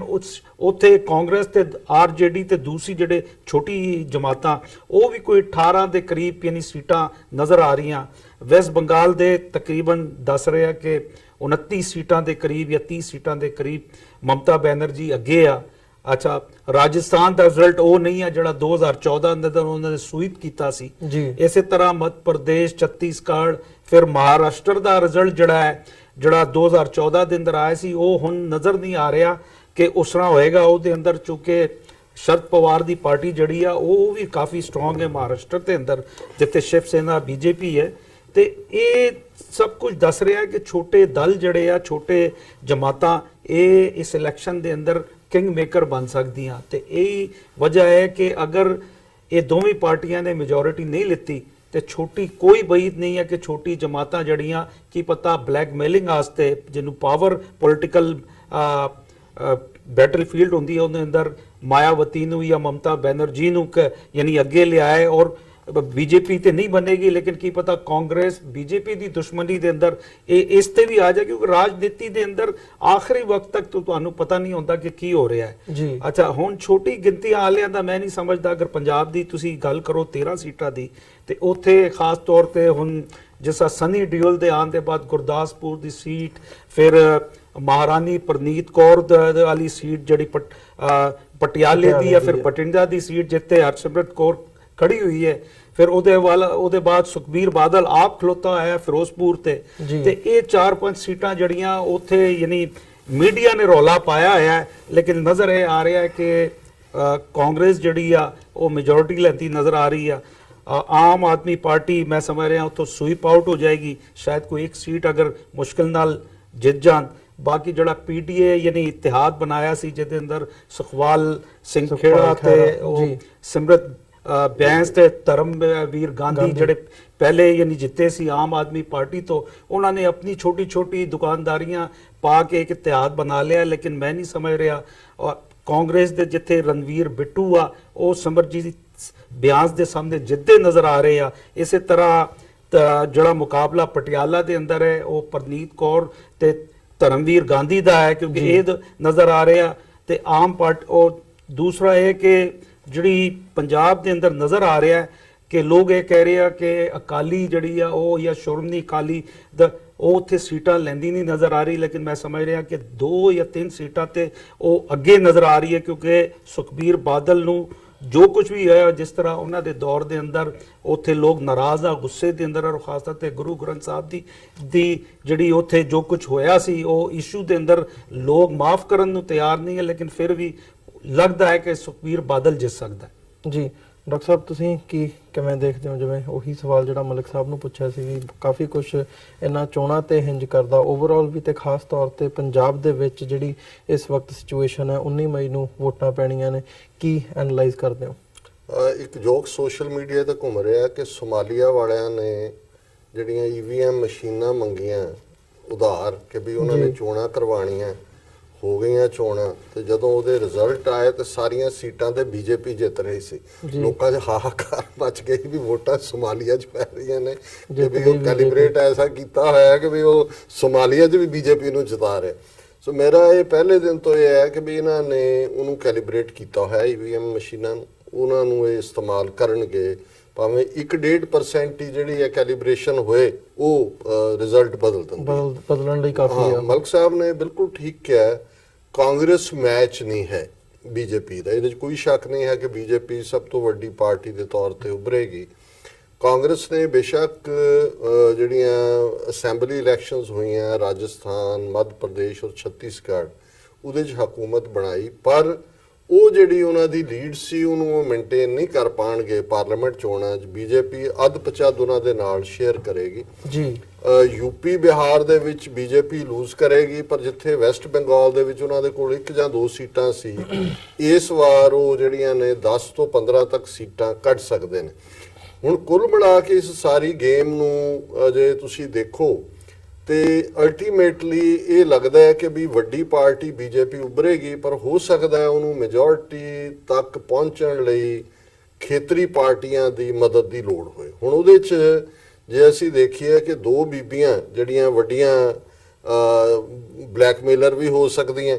ਔਰ ਜਿਨ੍ਹਾਂ ਦੇ ਕੋਲ ਸਟਰੈਂਥ ਵੀ ਹੋ ਸਕਦੀ ਹੈ, ਉਹ ਮਾਇਆਵਤੀ ਹੈ ਔਰ ਮਮਤਾ ਬੈਨਰਜੀ ਹੈ। ਕਿਉਂਕਿ ਜਦੋਂ ਅਸੀਂ ਖੇਤਰੀ ਪਾਰਟੀਆਂ ਦੇਖਦੇ ਹਾਂ, ਹਾਲਾਂਕਿ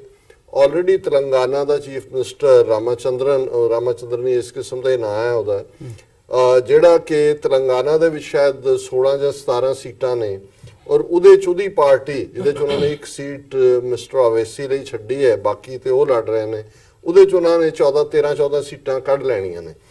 ਉਹ 2 ਦਿਨ ਪਹਿਲਾਂ ਹੀ ਕੇਰਲਾ ਦੇ ਵਿੱਚ ਗਿਆ। ਕੇਰਲਾ 'ਚ ਲੈਫਟ ਫਰੰਟ ਹੈ, ਕਮਿਊਨਿਸਟ ਪਾਰਟੀ ਲਈ ਇੱਕੋ ਇੱਕ ਸਟੇਟ ਬਚੀ ਹੈ ਜਿੱਥੇ ਉਹ ਹੈ, ਔਰ ਇਹ ਪਹਿਲੀ ਵਾਰ ਹੈ ਕਿ ਉਹਨਾਂ ਦੀ ਮੀਟਿੰਗ ਹੋਈ। ਉਹ ਇਹ ਦੋਨੋਂ ਹੀ, ਕਿਉਂਕਿ ਜਿਹੜਾ ਤੇਲੰਗਾਨਾ ਦਾ ਇਸ ਵੇਲੇ ਚੀਫ ਮਿਨਿਸਟਰ ਹੈ, ਉਹਨੇ ਬੜੀ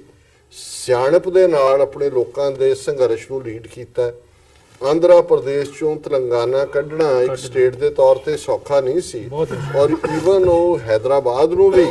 ਐਜ਼ ਏ ਕੈਪੀਟਲ ਲੈਂਡ 'ਚ ਕਾਮਯਾਬ ਰਿਹਾ। ਜਦੋਂ ਕਿ ਪੰਜਾਬ 'ਚ ਸਿੱਖ ਫੇਲ ਹੋਏ, ਲਾਹੌਰ ਤੋਂ ਬਾਅਦ ਚੰਡੀਗੜ੍ਹ ਬਣਿਆ ਹੀ ਪੰਜਾਬ ਦੀ ਕੈਪੀਟਲ ਦੇ ਲਈ ਸੀ 47 ਤੋਂ ਬਾਅਦ, ਪਰ ਉਹ 7 ਨੂੰ ਨਹੀਂ ਮਿਲਿਆ, ਪਰ ਉਹਨੇ ਹੈਦਰਾਬਾਦ ਵੀ ਰੱਖਿਆ ਔਰ ਆਪਣੀ ਸਟੇਟ ਦੇ ਵਿੱਚ ਵੀ, ਔਰ ਉਹਦੀ ਸਟੇਟ ਦੇ ਵਿੱਚ ਮੁਸਲਮਾਨਾਂ ਦੀ ਵੀ ਸਾਈਜ਼ੇਬਲ ਪੋਪੂਲੇਸ਼ਨ ਹੈ। ਸੋ ਉਹਨਾਂ ਦਾ ਇਹ ਯਤਨ ਹੈ ਕਿ ਵੀ ਅਸੀਂ ਇੱਕ ਰੀਜਨਲ ਪਾਰਟੀਜ਼ ਦਾ ਫਰੰਟ ਬਣਾਈਏ ਔਰ ਸੈਂਟਰ ਦੇ ਵਿੱਚ ਜਿਹੜੀ ਹਕੂਮਤ ਹੈ ਉਹ ਕਾਂਗਰਸ ਔਰ ਬੀਜੇਪੀ ਤੋਂ ਇਲਾਵਾ, ਜੇ ਕਿਉਂਕਿ ਬਹੁਤ ਕੁਝ ਤਾਂ 27 ਮਈ ਤੋਂ ਬਾਅਦ ਸਾਹਮਣੇ ਆਏਗਾ ਕਿ ਜੇ ਰੀਜਨਲ ਪਾਰਟੀਜ਼ ਕੋਲ ਇੰਨੀ ਸਟਰੈਂਥ ਹੁੰਦੀ ਹੈ ਤੇ ਐਕਸਕਲੂਸਿਵ ਥਰਡ ਫਰੰਟ ਹਕੂਮਤ ਬਣੇ। ਹੁਣ ਇੱਥੇ ਗੱਲ ਇਹ ਆਏਗੀ ਕਿ ਅਸੀਂ ਯੂਪੀ ਦਾ ਮਾਡਲ ਦੇਖਦੇ ਹਾਂ ਕਿ ਜਦੋਂ ਕਿ ਮਾਇਆਵਤੀ ਨੇ ਆਲਮੋਸਟ 2 ਜਾਂ 3 ਵਾਰ ਬੀਜੇਪੀ ਦੇ ਨਾਲ ਰਲ ਕੇ ਹਕੂਮਤ ਬਣਾਈ ਹੈ। ਇੱਕ ਸਟੇਜ ਦੇ ਉੱਤੇ ਹਾਲਾਂ ਜਿਹੜਾ ਇਹਨਾਂ ਦਾ ਪੋਲ ਕੈਂਪੇਨ ਹੁੰਦਾ ਸੀ, ਜਦੋਂ ਕਾਂਸ਼ੀ ਰਾਮ ਨੇ ਬਹੁਜਨ ਸਮਾਜ ਪਾਰਟੀ ਬਣਾਈ, ਉਹ ਤਾਂ ਹੈ ਹੀ ਹਿੰਦੂਤਵਾਦ ਦੇ ਖਿਲਾਫ, ਬ੍ਰਾਹਮਣਵਾਦ ਦੇ ਖਿਲਾਫ, ਔਰ ਇਹ ਖੜੇ ਹੀ ਹਿੰਦੂਤਵਾਦ। ਲੇਕਿਨ ਪਾਵਰ ਦੇ ਲਈ ਜਿਹੜਾ ਉਹਨੇ ਮਾਇਆਵਤੀ ਨੇ ਇੱਕ ਸਟੇਜ ਤੇ ਕੰਪਰੋਮਾਈਜ਼ ਕੀਤਾ ਇਹਨਾਂ ਦੇ ਨਾਲ ਜੀ, ਪਹਿਲੇ 2.5 ਸਾਲ ਸਾਡੇ ਕੋਲ ਚੀਫ ਮਿਨਿਸਟਰੀ, 2.5 ਸਾਲ ਤੁਹਾਡੇ ਕੋਲ। ਉਹ ਕਹਿੰਦੀ ਪਰ ਪਹਿਲਾਂ ਮੈਂ ਕਰਾਂਗੀ। ਫਿਰ ਉਹਨੇ ਕਰਕੇ ਜਦੋਂ ਉਹਦਾ ਵੇੜਾ ਛੱਡਣ ਦਾ ਆਇਆ ਉਹਨੇ ਨਾ ਕਰਤੀ, ਉਹਨੇ ਕਿਹਾ ਚੋਣਾਂ ਕਰਾ ਲਓ। ਫਿਰ ਇੱਕ ਸਟੇਜ ਤੋਂ ਇੰਡੀਪੈਂਡੈਂਟ ਮੈਜੋਰਟੀ ਲੈ ਕੇ ਵੀ ਉਹਨੇ ਸਰਕਾਰ ਬਣਾਈ। ਪਰ ਮੈਂ ਇਹ ਕਹਿਣਾ ਚਾਹੁੰਦਾ, ਔਰ ਇਸੇ ਤਰ੍ਹਾਂ ਮਮਤਾ ਬੈਨਰਜੀ, ਬੇਸ਼ੱਕ ਅੱਜ ਇਮੇਜ ਮਮਤਾ ਬੈਨਰਜੀ ਦਾ ਅਸੀਂ ਵੀ ਐਡਮਾਇਰ ਕਰਦੇ ਹਾਂ ਉਹਦੇ ਕਰੇਜ ਨੂੰ, ਪਰ ਸਾਨੂੰ ਭੁੱਲਣਾ ਨਹੀਂ ਚਾਹੀਦਾ ਕਿ ਜਿਹੜੀ ਅਟਲ ਬਿਹਾਰੀ ਵਾਜਪਾਈ ਦੀ ਗਵਰਨਮੈਂਟ ਸੀ ਉਹਦੇ 'ਚ ਉਦੋਂ ਵੀ ਤ੍ਰਿਣਮੂਲ ਕਾਂਗਰਸ ਸੀ, ਮਮਤਾ ਬੈਨਰਜੀ ਉਹਦੇ 'ਚ ਮਿਨਿਸਟਰ ਵੀ ਸੀ, ਰੇਲਵੇ ਮਿਨਿਸਟਰ ਸੀ। ਹਾਲਾਂ 2002 ਦੇ ਗੁਜਰਾਤ ਮੁਸਲਮਾਨਾਂ ਦੀ ਨਸਲਕੁਸ਼ੀ ਤੋਂ ਬਾਅਦ ਉਹਨੇ ਰਿਜ਼ਾਈਨ ਕੀਤਾ। ਸੋ ਹੁਣ ਵੀ ਜਿਹੜਾ ਇੰਟਰਵਿਊ ਅਕਸ਼ੇ ਕੁਮਾਰ ਰਾਹੀਂ ਸਾਹਮਣੇ ਆਇਆ ਜਿਹਦੇ 'ਚ ਮੋਦੀ ਨੇ ਇਨਫੈਕਟ ਮਮਤਾ ਨੂੰ ਹੀ ਕਿਸੇ ਹੱਦ ਤੱਕ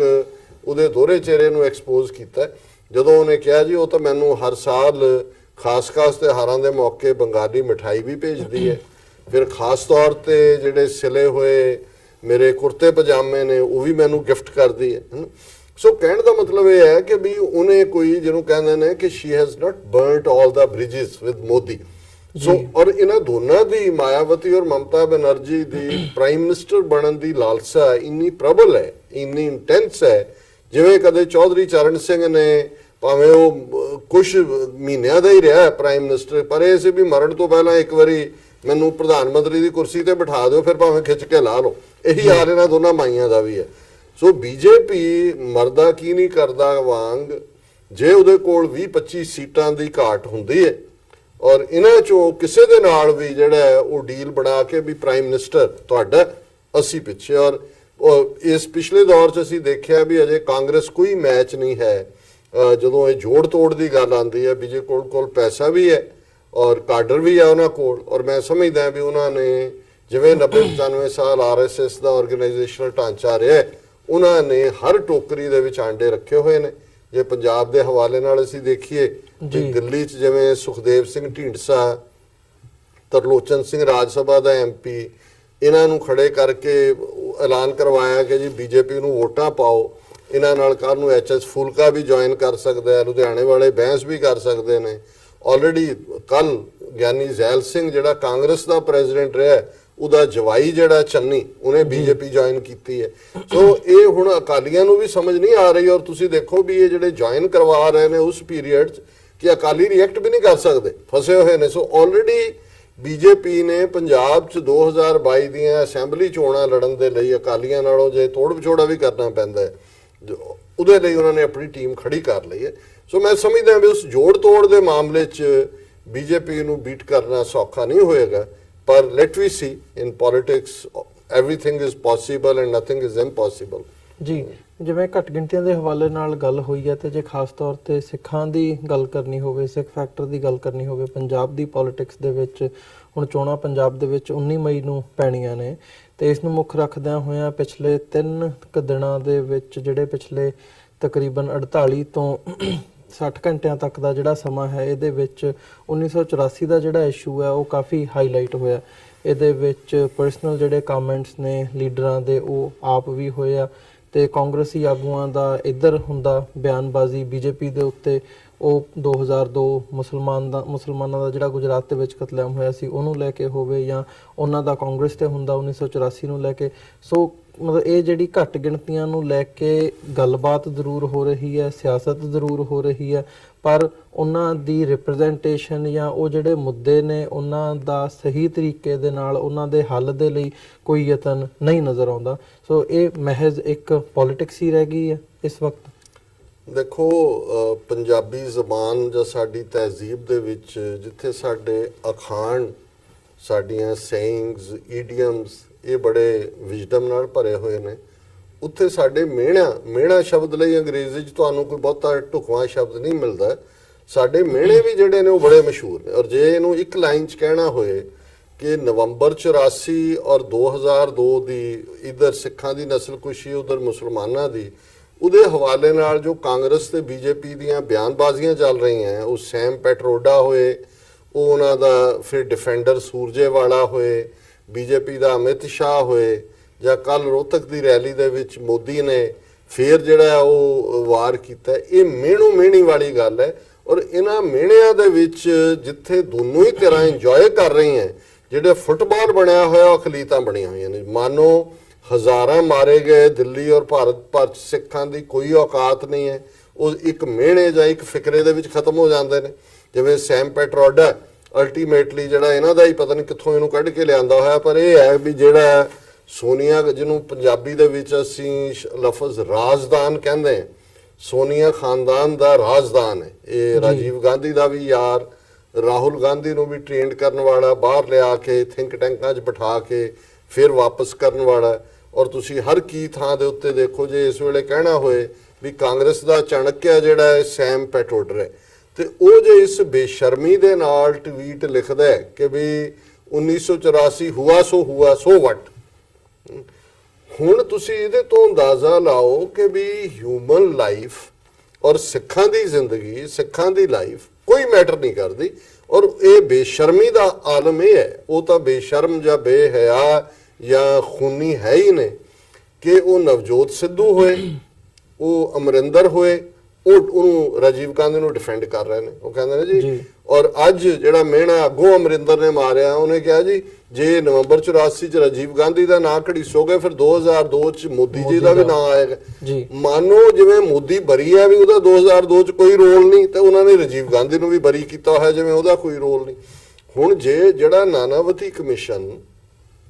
ਦੋਨਾਂ ਹੀ ਕੇਸਿਸ ਦੀ ਪੈਰਵਾਈ ਦੇ ਲਈ ਵਾਜਪਾਈ ਲਾਉਂਦਾ ਹੈ, ਨਵੰਬਰ 84 ਦੀ ਨਸਲਕੁਸ਼ੀ ਦਾ ਕਮਿਸ਼ਨ ਵੀ ਨਾਨਾਵਤੀ ਕਮਿਸ਼ਨ ਹੈ, 2002 ਦੇ ਵਿੱਚ ਜਿਹੜੀ ਮੁਸਲਮਾਨਾਂ ਦੀ ਨਸਲਕੁਸ਼ੀ ਗੁਜਰਾਤ 'ਚ ਹੋਈ ਉਹ ਵੀ ਨਾਨਾਵਤੀ ਕਮਿਸ਼ਨ ਹੈ। ਹੁਣ ਨਾਨਾਵਤੀ ਕਮਿਸ਼ਨ ਦੀ ਰਿਪੋਰਟ ਨਵੰਬਰ 84 ਦੇ ਹਵਾਲੇ ਨਾਲ ਇਹ ਹੈ ਕਿ ਜਿਹੜੀਆਂ ਹਦਾਇਤਾਂ ਸਿੱਖਾਂ ਦੇ ਖਿਲਾਫ ਇਸ ਕਿਸਮ ਦੀਆਂ ਵਾਇਲੈਂਸ ਦੀਆਂ ਆਈਆਂ, ਉਹ PMO ਆਫਿਸ ਤੋਂ ਆਈਆਂ ਜੀ। ਹੁਣ ਇਹ ਤਾਂ ਠੀਕ ਹੈ ਵੀ ਰਾਜੀਵ ਗਾਂਧੀ ਨੇ ਖੁਦ ਫੋਨ ਚੁੱਕ ਕੇ ਤਾਂ ਨਹੀਂ ਕਹਿਣਾ ਹੁੰਦਾ, ਉਹਨੇ ਤਾਂ ਹਦਾਇਤ ਆਪਣਾ ਪਹਿਲਾਂ ਉਹਨੇ ਕਿਚਨ ਕੈਬਨਿਟ ਜਿਹਦੇ ਜਗਦੀਸ਼ ਟਾਈਟਲਰ, HKL ਭਗਤ, ਸਜਨ ਕੁਮਾਰ ਇਹ ਸਾਰੇ ਸੀ, ਇਹ MP ਕਿਉਂਕਿ ਦਿੱਲੀ ਨਾਲ ਸੰਬੰਧ, ਲਲਿਤ ਮਾਕਨ, ਉਹਨਾਂ ਨੂੰ ਉਹਨੇ ਕਿਹਾ ਮੈਂ ਉਹ ਲਫ਼ਜ਼ ਇਸਤੇਮਾਲ ਨਹੀਂ ਕਰ ਸਕਦਾ ਜਿਹੜਾ ਐਗਜ਼ੈਕਟ ਉਹਦਾ ਫਿਕਰਾ ਸੀ ਕਿ ਇਹਨਾਂ ਨੂੰ ਸਬਕ ਸਿਖਾਓ। ਔਰ ਉਹ ਆਪਣੇ ਕੰਮ ਤੇ ਲੱਗ ਗਏ ਆਪਣੀਆਂ ਕੰਸਟੀਚੁਐਂਸੀ 'ਚ। ਨਾਲ ਹੀ ਉਹਨੇ ਆਪਣੇ PMO ਆਫਿਸ ਰਾਹੀਂ ਬਾਕੀ ਜਿੰਨੀ ਐਡਮਿਨਿਸਟ੍ਰੇਸ਼ਨ ਸੀ, ਫੌਜ, ਉੱਥੇ ਸਿੱਖ ਫੌਜ ਬੈਠੀ ਹੋਈ ਹੈ ਥੋੜੇ ਡਿਸਟੈਂਸ ਦੇ ਉੱਤੇ, ਪੁਲਿਸ ਐਡਮਿਨਿਸਟ੍ਰੇਸ਼ਨ ਹੈ ਦੂਜੇ, ਉਹਨਾਂ ਨੂੰ ਕਿਹਾ ਵੀ ਨੋ ਐਕਸ਼ਨ। ਹੁਣ ਇਹੀ ਤਰੀਕਾ ਹੈ ਜਿਹਦੇ 'ਚ ਕਿ ਤੁਸੀਂ ਨਸਲਕੁਸ਼ੀ ਕਰਦੇ ਹੋ ਔਰ ਫਿਰ ਉਹਨੂੰ ਉਹ ਜਸਟੀਫਾਈ ਕਰਦਾ ਆਪਣੀ ਪਹਿਲੀ ਪਬਲਿਕ ਗੈਦਰਿੰਗ ਦੇ ਵਿੱਚ ਕਿ ਜਦ ਕੋਈ ਬੜਾ ਵ੍ਰਿਕਸ਼ ਗਿਰਤਾ ਹੈ ਤਾਂ ਧਰਤੀ ਕਾਂਪਤੀ ਹੈ। ਭੁਲੇਖਾ ਤਾਂ ਨਹੀਂ ਰਹਿ ਜਾਂਦਾ ਕੀ ਹੈ। ਹੁਣ ਜਿਹੜਾ ਮੋਦੀ ਜਿਸ ਨੂੰ ਇੱਕ ਫੋਰਨ ਜਰਨਲਿਸਟ ਇੰਟਰਵਿਊ ਕਰਦਾ ਹੈ, ਫਾਈਨਲੀ ਜਦੋਂ ਪ੍ਰਾਈਮ ਮਿਨਿਸਟਰ ਬਣਦਾ, ਉਹ 2014 ਦੀ ਦੌੜ 'ਚ ਹੈ ਪ੍ਰਾਈਮ ਮਿਨਿਸਟਰ ਦੀ, ਉਹਨੂੰ ਪੁੱਛਦਾ, ਉਹ ਕਹਿੰਦਾ ਜੀ ਠੀਕ ਹੈ ਤੁਹਾਨੂੰ ਬਰੀ ਕਰ ਦਿੱਤਾ ਹੈ, ਤੁਹਾਡਾ ਕੋਈ ਰੋਲ ਨਹੀਂ 2002 ਦੇ ਸਾਰੇ ਜੋ ਹੋਇਆ, ਤੁਹਾਨੂੰ ਦੁੱਖ ਤਾਂ ਹੋਏਗਾ। ਉਹ ਕਹਿੰਦਾ ਹਾਂ, ਅਗਰ ਕੋਈ ਕੁੱਤੇ का पिल्ला टायर के नीचे आके मर जाए दुख तो होता ही है जी। ਹੁਣ ਤੁਸੀਂ ਇਹਦੇ ਤੋਂ ਕੀ ਅੰਦਾਜ਼ਾ ਲਾਉਂਦੇ ਹੋ ਕਿ ਵੀ ਇਸ ਸਭ ਦੀ ਕੋਈ ਕੀਮਤ ਨਹੀਂ ਹੈ। ਔਰ ਇਸ ਇਲੈਕਸ਼ਨ ਹੁਣ ਕਿਉਂਕਿ ਇਧਰ ਹਰਿਆਣਾ ਔਰ ਪੰਜਾਬ ਦੇ ਵਿੱਚ ਵੋਟਾਂ ਪੈਣੀਆਂ ਨੇ,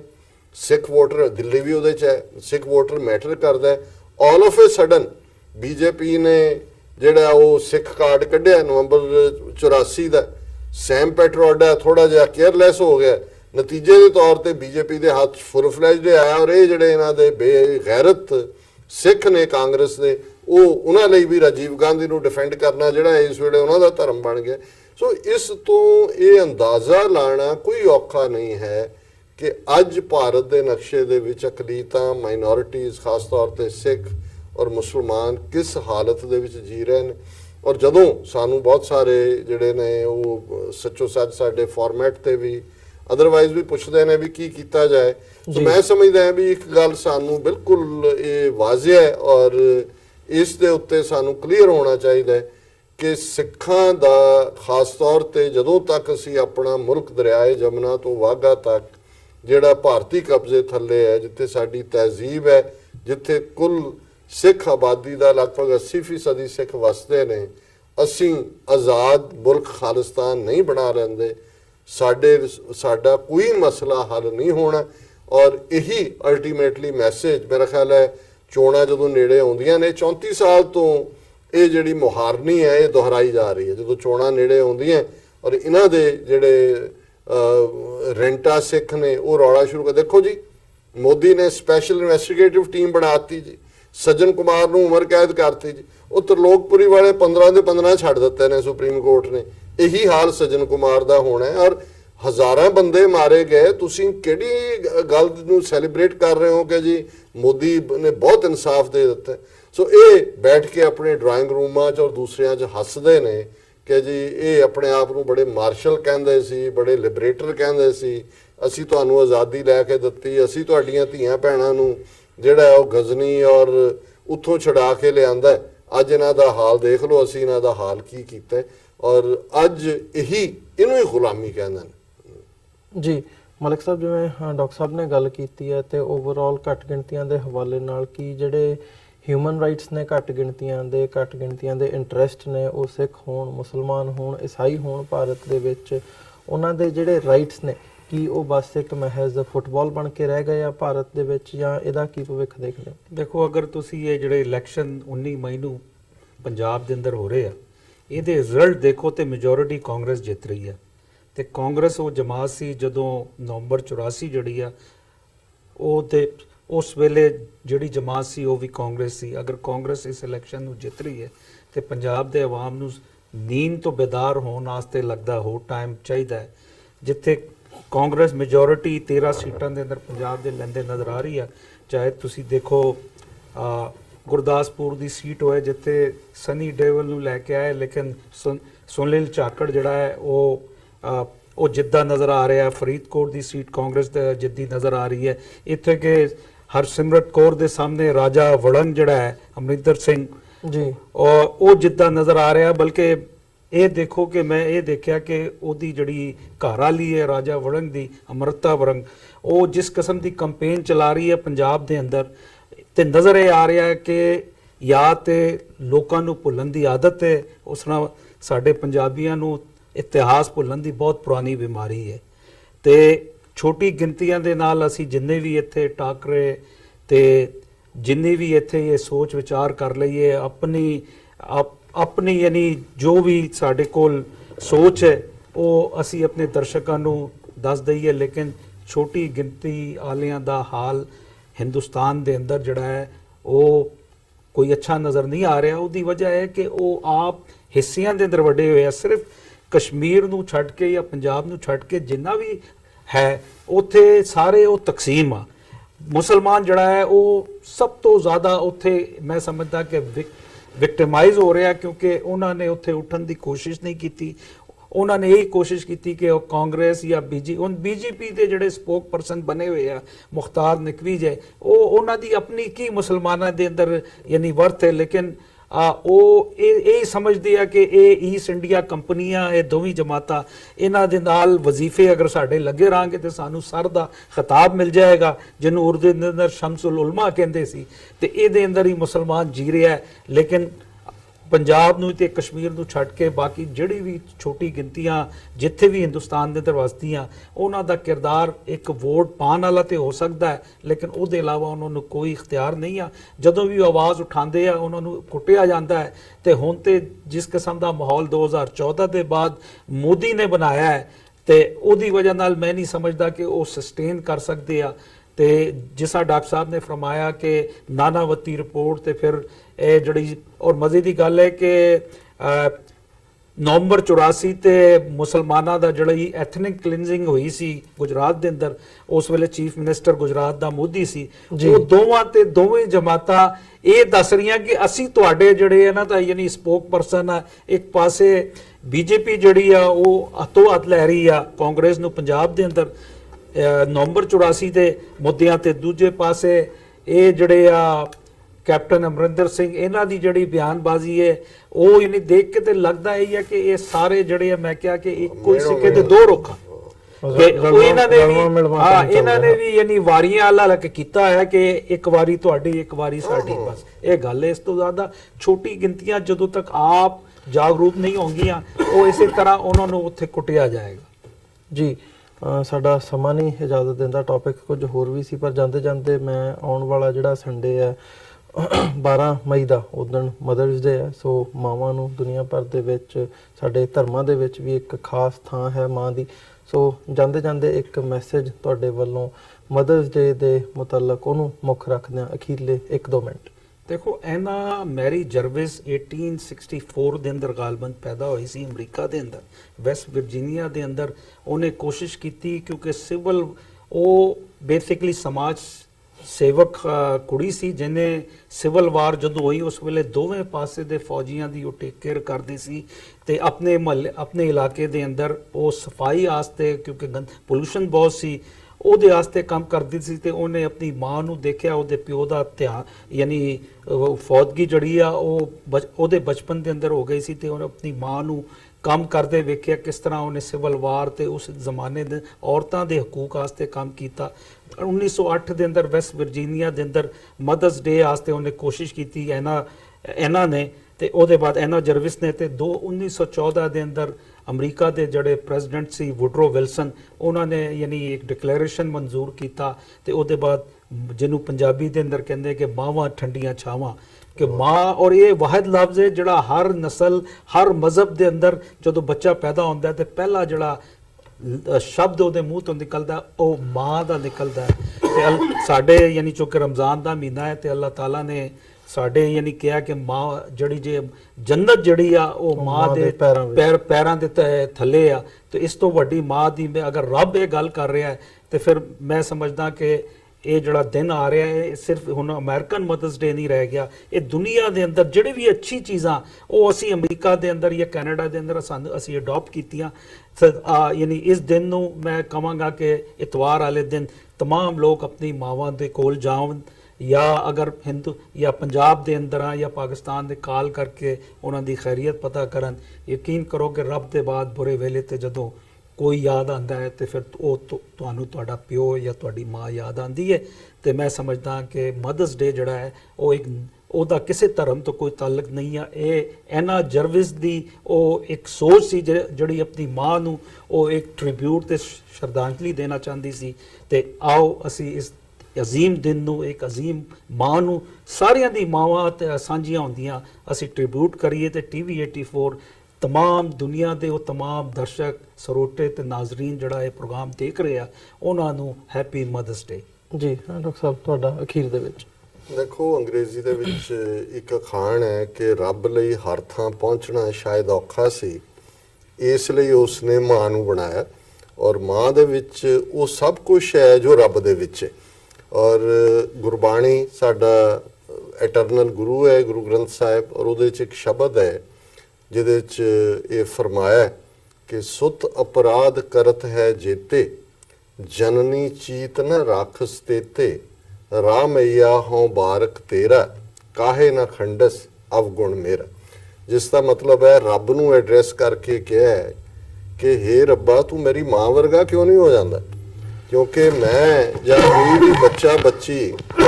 ਜਿੰਨੇ ਮਰਜ਼ੀ ਔਗਣ ਕਰਨ ਗੁਸਤਾਖੀਆਂ ਕਰਨ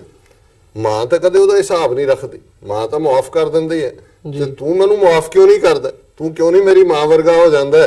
ਕਿ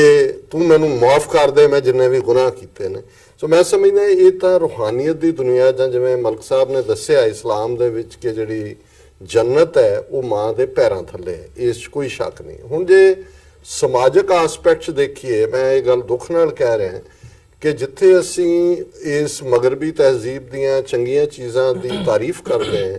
ਉੱਥੇ ਇੰਡੀਵਿਜੂਅਲਿਜ਼ਮ ਨੇ ਸਾਡੇ ਅੰਦਰ ਵੀ, ਸਾਡੇ ਪਰਿਵਾਰਾਂ 'ਚ ਵੀ ਆਪਣੀ ਥਾਂ ਬਣਾਈ ਹੈ।